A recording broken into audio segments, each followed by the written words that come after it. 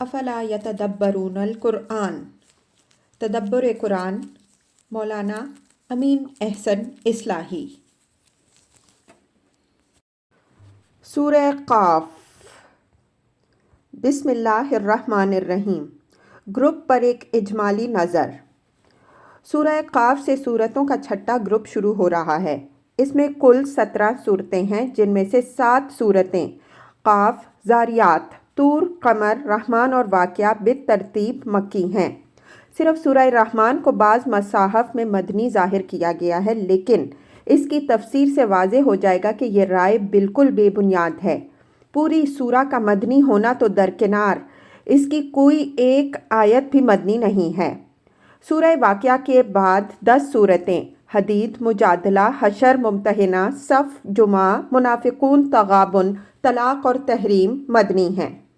اس group کا جامع عمود بعث اور حشر و نشر ہے۔ اس کی تمام مکی صورتوں میں یہ مضمون ابھرا ہوا نظر آئے گا، اگرچہ قرآن کے بنیادی مطالب دوسرے گروپوں کی طرح اس میں بھی زیر بحث آئیں گے، لیکن وہ اسی جامع عمود کے تحت آئے ہیں۔ علی ھذا القیاس جو مدنی صورتیں اس میں شامل ہیں وہ بھی اسی اصل کے تحت ہیں۔ بعث اور حشر و نشر پر ایمان کا لازمی نتیجہ اللہ اور اس کے رسول صلی اللہ علیہ وآلہ وسلم کی کامل اطاعت ہے۔ مدنی صورتوں میں اسی تسلیم و اطاعت کے وہ مقتضیات بیان ہوئے ہیں جن کے بیان کے لیے زمانہ نزول کے حالات داعی ہوئے ہیں۔ مکی صورتوں میں تمام رد و قدح کفار قریش کے عقائد و مذمومات پر ہے، اور وہی ان میں اصلاً مخاطب بھی ہیں۔ نبی صلی اللہ علیہ وسلم اور مسلمانوں سے اگر خطاب ہے تو بطور التفات و تسلی ہے۔ مدنی صورتوں میں خطاب نبی صلی اللہ علیہ وآلہ وسلم اور مسلمانوں سے ہے، اور خاص طور پر ان لوگوں کی کمزوریاں زیر بحث آئی ہیں جو اللہ اور رسول پر ایمان کے مدعی تو بن بیٹھے تھے، لیکن ایمان کے تقاضوں سے ابھی اچھی طرح آشنا نہیں ہوئے تھے۔ انہی کے ضمن میں اہل کتاب بھی زیر بحث آئے ہیں۔ اس کی ایک وجہ تو یہ ہے کہ اس دور میں اہل کتاب بھی قریش کی حمایت اور اسلام کی مخالفت کے لیے میدان میں اتر آئے تھے۔ دوسری وجہ یہ ہے کہ مسلمانوں کے اندر منافقین کا گروہ جو گھس آیا تھا وہ بیشتر انہی اہل کتاب کے زیر اثر تھا۔ اس گروپ کی پہلی سورہ قاف ہے۔ اب اللہ کا نام لے کر ہم اس کی تفسیر شروع کرتے ہیں۔ سورہ کا عمود۔ اس سورہ کا عمود بعث یعنی زندگی بعد الموت کا اثبات ہے۔ قرآن نے جب لوگوں کو آگاہ کیا کہ مرنے کے بعد لوگ از سر نو زندہ کیے جائیں گے اور اپنے رب کے آگے اپنے اعمال و اقوال کی جواب دہی کے لیے پیش ہوں گے، تو یہ چیز قریش کے لیڈروں پر بہت شاق گزری کہ انہی کے اندر کا ایک شخص مدعی نبوت بن کر ان کو اس بات سے ڈرا رہا ہے کہ مرنے کے بعد لوگ پھر زندہ کیے جائیں گے۔ بھلا یہ کس طرح ممکن ہے کہ مرنے اور گل سڑ جانے کے بعد لوگ از سر نو زندہ ہوں؟ اس سورہ میں لوگوں کے اسی استبعاد کو موضوع بحث بنا کر ان کے شبہات کے جواب دیے گئے ہیں۔ سورہ کے مطالب کا تجزیہ۔ سورہ کے مطالب کی ترتیب اس طرح ہے۔ آیات 1 تا 5۔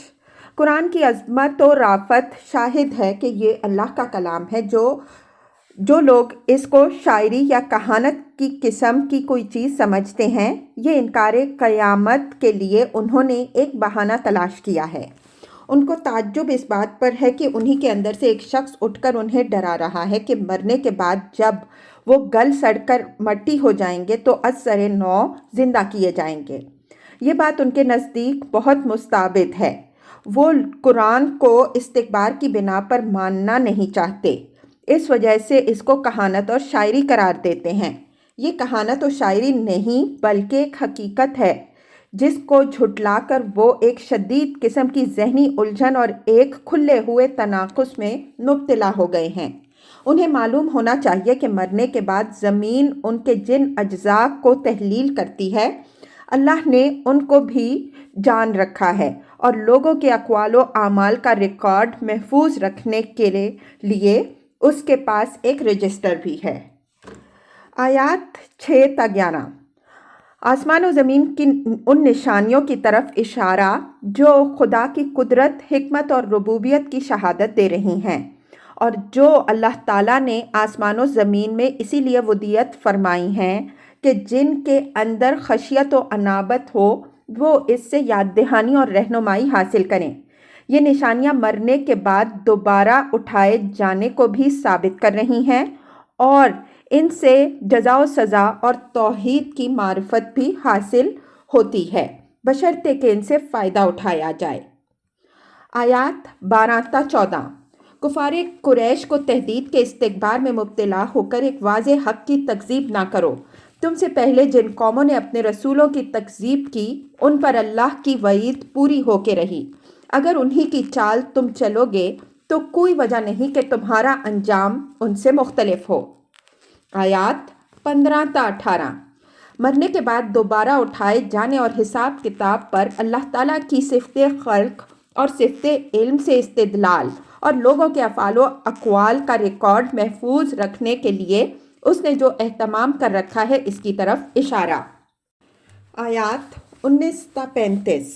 قیامت کی تصویر، مکذبین کو جن حالات سے سابقہ پیش آئے گا ان کی تفصیل، قیامت پر ایمان رکھنے والوں کو اس روز جو سرفرازی حاصل ہوگی اس کا بیان۔